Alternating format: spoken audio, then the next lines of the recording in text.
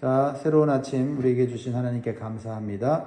디모데전서 2장 1절에서 15절의 말씀으로 우리에게 주신 영적인 교훈과 기도 제목 같이 나누도록 하겠습니다. 기도 제목 따라 하시겠습니다. 내 기도가 더욱 확장되게 하시고 하나님의 뜻을 이루는 능력의 도구가 되게 하소서. 아멘, 아멘. 기도는요, 하나님의 뜻을 이루는 도구로서 성도에게 주신 강력한 무기예요. 그래서 기도는 우리가 생각하는 것보다 훨씬 더 우리의 삶과 이 세상에 영향력을 줄 수 있다라는 것입니다. 오늘 본 말씀은요, 구원받은 성도들이 기도를 통해서 이 세상을 통치하신 하나님과 동역할 수 있다는 사실을 보여줘요. 그래서 하나님의 뜻을 이루는 기도는 어떻게 해야 되는지를 오늘 우리가 배울 수가 있습니다. 첫 번째, 하나님의 뜻을 이루는 기도는요, 모든 사람이 대상이 되어야 한다라는 겁니다. 모든 사람이 우리의 기도의 대상이 될 때 우리의 기도의 영향력은 더욱 강해지고 커진다라는 것을 말씀하고 있어요. 1절 봅니다. 그러므로 내가 첫째로 권하노니 모든 사람을 위하여 간구와 기도와 도구와 감사를 하되. 보통 기도는요, 개인의 필요와 가정과 직장에 국한될 때가 많습니다. 사실 이러한 기도 제목이라도 꾸준히 매일 한다면 우리의 삶이 변화되고요, 믿음이 자라나고 좀 더 풍성한 삶을 사는 것을 경험할 수가 있을 것입니다. 저는 목회자로서 여러분들이 기도를 쉬지 않기를 원해요. 호흡을 쉬지 않듯이 기도를 쉬지 않기를 원합니다. 그 기도는 시간이 나서 해야 되는 일이 아니라 그 기도는 우리의 생명이고 우리의 삶을 풍성케 하는 가장 기본적인 하나님이 우리에게 주신 축복이에요. 그러니까 기도하지 않고 복 받으려고 한다면 우리의 삶 가운데는 항상 부족함이 있을 거고 한계가 있을 것입니다. 기도는 우리의 한계를 뛰어넘는 하나님의 놀라운 축복의 통로다. 할렐루야. 하나님께서는 우리의 기도가 좀 더 이 세상에 영향력을 줄 수 있는 기도를 하기를 원하세요. 그래서 우리의 기도의 대상을 좀 더 넓힐 것을 말씀하고 있습니다. 우리는 우리 가정을 뛰어넘어서 우리 주변의 이웃들을 위해서 기도해야 돼요. 그래서 우리가 평상시에 기도하지 않았던 이웃들이 누구인가를 자꾸 생각해 보는 게 중요합니다. 이름을 아는 사람이든 이름을 모르는 사람이든 기도의 대상을 늘려가는 것이에요. 그럴 때 우리의 삶에 또는 우리 자녀들의 삶에 하나님께서 뜻하신 만남과 교제와 성장과 축복이 임하게 되는 줄 믿습니다. 우리가 기도의 대상이 늘어날 때 우리의 삶의 영역도 늘어나게 되고요. 하나님께서 우리에게 주시고자 하는 축복을 맛볼 수 있다는 사실을 기억하면 좋겠어요. 그래서 삶의 적용으로서 그동안 기도하지 않았던 우리의 직장의 상사나 비즈니스와 관련되어 만나는 사람들을 위해서 기도할 필요가 있어요. 그렇죠? 하나님, 우리 직장을 축복해 주십시오. 내가 직장에서 승진하게 하시고 또 능력을 발휘하게 해주십시오. 이 기도 우리가 하지 않습니까? 근데 그게 다 누구하고 관련되어 있어요? 직장 상사와도 관련되어 있고 그 회사의 어떤 성공과도 관련되어 있고, 그죠? 그러니까 기도할 대상을 좀 더 확장하라는 거죠. 또한 우리가 자녀들과 함께 자녀들의 친구들과 학교를 위해서 기도할 필요가 있어요. 그렇죠? 자녀들에게 공부 잘해라 또는 공부 잘하도록 기도하는 것뿐만 아니고 지와 총명을 위해 기도하는 게 아니라 그것만이 아니라 학교에 있는 선생님들, 그렇죠? 교장 선생님들, 또 행정을 담당한 선생님들이 우리 자녀들에게 영향력을 줄 거 아닙니까? 그분들의 이름을 알면 좋겠지만 이름을 몰라도 또는 이름을 알아내어서 기도한다고 할 때 그 학교에 있는 그 선생님이나 또 행정을 맡은 분들이 우리 자녀들을 특별하게도 생각하고 어려울 때 도와줄 수 있지 않겠습니까? 그렇게 생각하면 우리가 기도하는 장소에서 학교를 좌지우지할 수 있다. 우리의 직장을 좌지우지할 수 있다. 영향력을 줄 수 있다는 거예요. 이것이 하나님 우리에게 주신 기도의 특권이고 능력이다라는 겁니다. 또한 우리 지역사회에 치안을 담당하는 경찰관이나 소방관들을 위해서 기도하면서 우리의 기도의 대상을 늘려갈 필요가 있어요. 그렇죠? 우리 사회가 왜 이렇게 범죄가 많은가? 왜 이렇게 불안한가? 그렇게 그냥 생각할 게 아니라 그것을 기도로 바꾸고 좀 더 구체적으로 그것을 담당하고 그것을 섬기는 사람들을 위해 기도하는 것, 이거 하나님 뜻이다라는 거죠. 그래서 우리가 그 사람이 예수님 믿든 안 믿든 기도해 줘야 된다라는 거예요. 기도의 대상이 모든 사람이어야 한다. 그래서 여러분의 기도 노트에 기도의 대상을 하루에 하나씩 늘려가기, 아니면 일주일에 한 번씩, 적어도 한 달에 한 번씩은 내 기도의 대상을 좀 더 점검하고 확장할 필요가 있다라는 것을 우리가 이 말씀을 통해서 적용하면 좋겠습니다. 특히 하나님께서는 지도자들을 위해서 기도할 것을 말씀하고 계세요. 2절을 봅니다. 같이 했습니다. 시작. 임금들과 높은 주위에 있는 모든 사람을 위하여 하라. 이는 우리가 모든 경건과 단정함으로 고요하고 평안한 생활을 하려 함이라. 임금들과 높은 주위에 있는 모든 사람을 위하여 기도하라는 건요, 선한 지도자든 악한 지도자든 다 기도의 대상으로 삼으라는 말씀이에요. 우리는 보통 지도자들에 대해서 평가와 판단을 하면서 칭찬 아니면 불만을 표시합니다. 그리고 특히 악한 지도자나 악한 권세자들에 대해서는 낙심하고 분노하면서 정말 우리가 아무것도 할 수 없다고 그렇게 생각할 때가 있어요. 그리고 빨리 그 악한 권세자가 사라지거나 죽었으면 좋겠다라고 생각할 때가 있습니다. 하나님은 오늘 우리에게 놀라운 말씀을 주십니다. 우리가 기도로서 지도자들의 생각이나 행동을 제어할 수 있다는 사실을 오늘 우리에게 가르쳐 주세요. 물론 우리가 직접 그 지도자나 권세자들을 직접 우리의 능력을 가지고 막 바꾸거나 막 이렇게 좌지우지할 수 있다는 말이 아닙니다. 그러나 하나님께서 우리가 지도자들을 위해서 기도할 때 그들이 하나님의 뜻을 따르도록, 그들이 선한 양심과 또한 하나님의 공의로운 성품을 닮아서 통치하도록 우리가 강력하게 하나님 앞에 기도할 수 있다는 거예요. 그럼 하나님이 우리의 기도를 들으시고 하나님의 능력으로 그 지도자들을 하나님께서 다스리신다는 거죠. 그들의 생각을 바꾸시기도 하고, 그들의 또 위치를 또 바꾸시기도 하고, 그렇죠? 그 누가 하세요? 하나님이 하신다. 어떻게 하신다? 성도들의 간절한 기도로 하나님 바꾸시겠다고 말씀하시잖아요. 그러니 우리가 낙심하고 그냥 지도자들을, 정치의 권세를 가진 자들을 그냥 욕하고 분노할 그 시간에 하나님께서 이렇게 악한 권세를 부리고 또 고통을 주고 있는데 하나님의 공의로 하나님께서 역사해 주십시오 라고 그 시간에 기도해야 될 줄 믿습니다. 그래서 2절 하반절에 그렇게 해야 되는 그 이유를 말씀하시는데, 사도 바울은 임금들과 높은 주위에 있는 모든 사람들을 위해 기도하라고 권면하면서 이는 우리가 모든 경건과 단정함으로 고요하고 평안한 생활을 하려 함이라 라고 말씀하고 있어요. 이 말씀이 무슨 말씀인지 아시죠? 우리의 삶은 직접적으로 간접적으로 나라의 정치 지도자들과 법을 시행하는 권세자들의 통치 방식에 많은 영향을 받고 있어요. 그래서 우리가 그들이 하나님의 뜻을 따라서 통치를 하고 법을 시행할 수 있도록 기도해야 되는 것은 우리가 고요하고 안전하고 평안한 생활을 해야 되기 때문에 그렇습니다. 그래서 그들을 위해서 기도하는 것은 결국 우리를 위한 기도다라는 거예요. 무엇보다도 우리의 신앙을 지키고 사명을 감당하기 위해서는요, 악한 지도자들이 기독교 신앙과 교회를 핍박하지 않도록 기도하는 것이 중요하다는 거예요.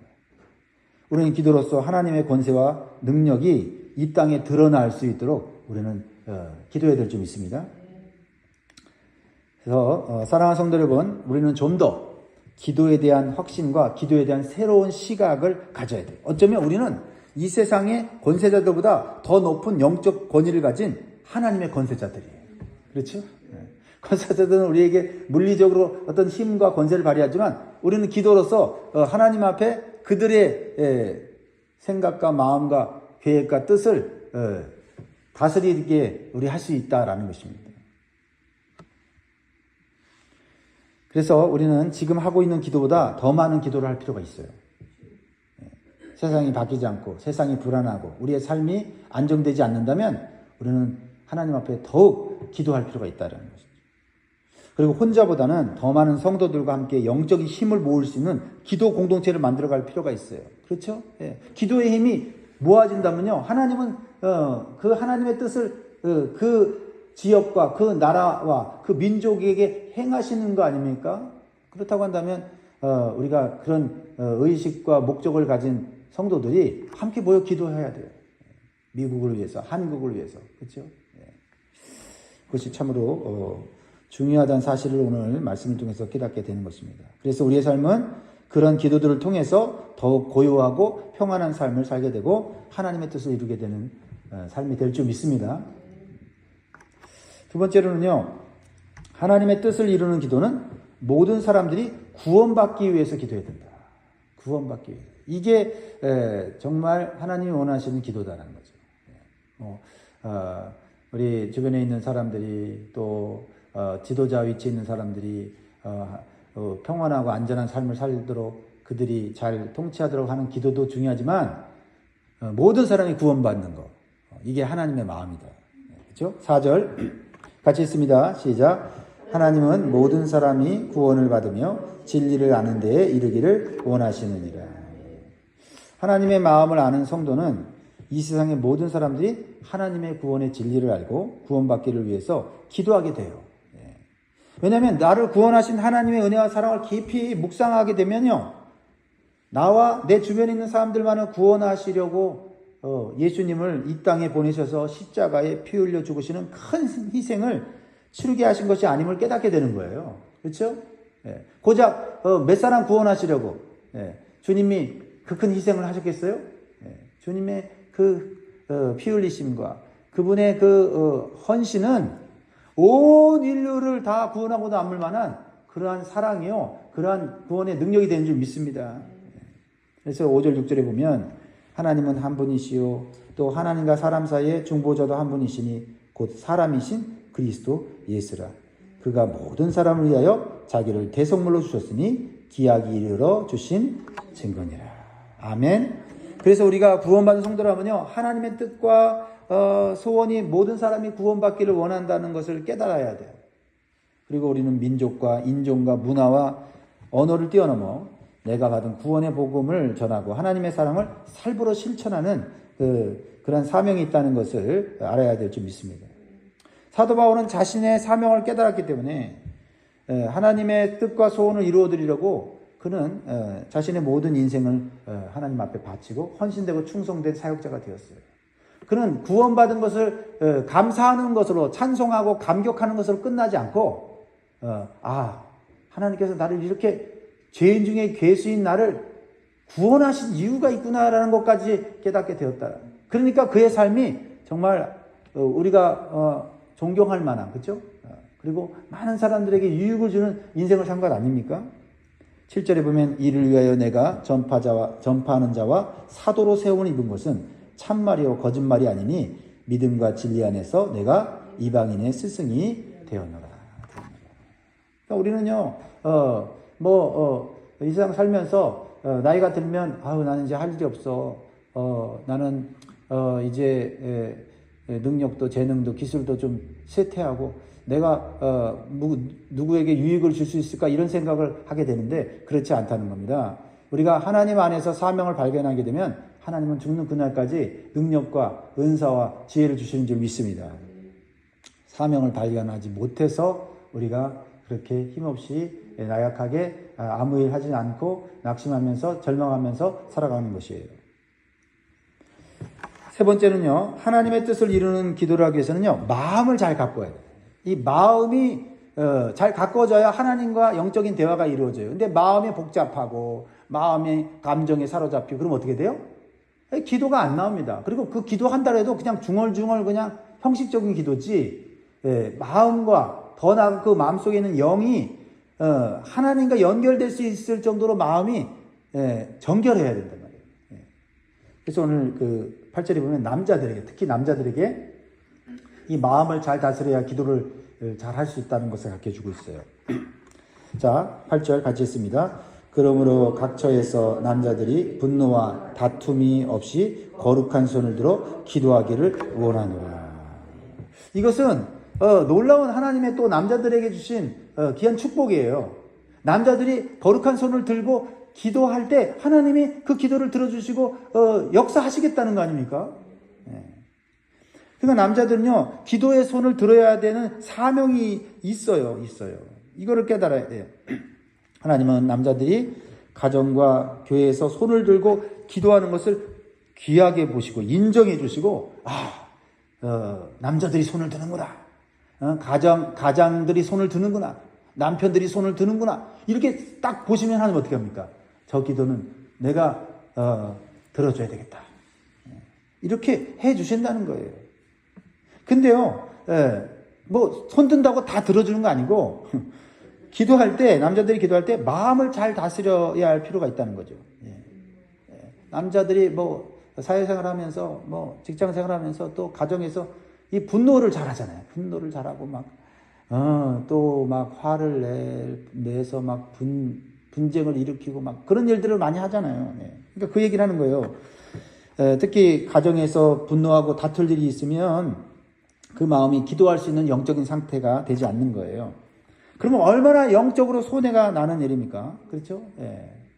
그러니까 남자들이 스스로도 이 분노의 감정 이런 걸 잘 다스려야 되지만 또 가정에서 남자들이 분노하지 않게 잘 도와줘야 돼. 왜냐면 분노의 감정이 있으면 기도가 안 되잖아요. 그러면 누구 손해요? 남편만 손해가 아니고 가장만 손해가 아니라 우리 모두 가정 식구들이 다 손해잖아요.